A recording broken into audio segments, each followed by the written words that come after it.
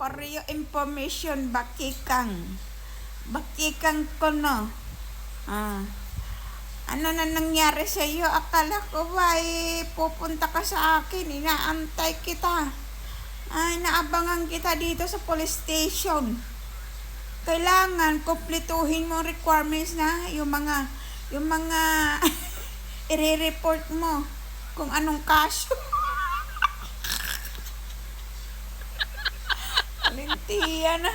Ang hilig-hilig mag-push ng mali-mali naman. Akala ko ba? Diyos ko. Ang bobo.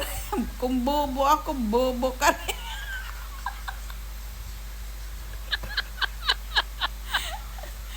Ako ang kinalaban mo, ikukontent kita dito. Sayang earnings.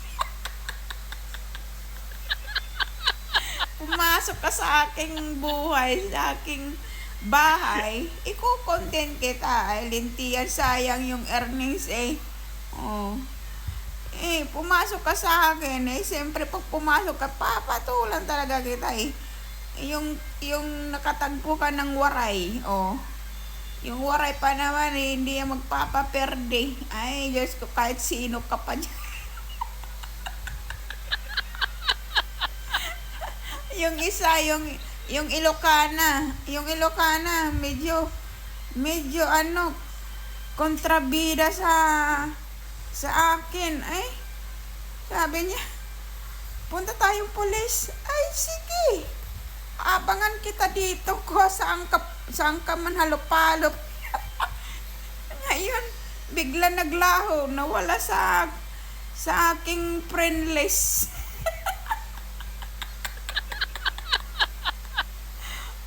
Bigla naglaho, hinahanap ko kasi nung nakaraan araw, panay silip.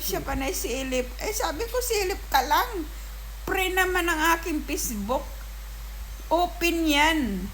Walang problema, open yan. Hindi to nagtatago kasi, malinis to eh. Kasi ako vlogger ako eh. No problem, kahit magsilip-silip ko, magkakuliti yung pinagtitripan ko yung dalawa to. Kung sino talaga sa atin ang mananalo. Ay, Diyos ko, Mayo. Ako pa.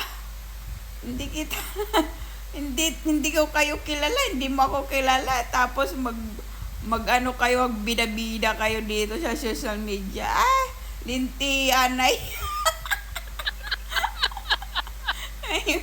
Ayun, mga buntot nyo. Umurong.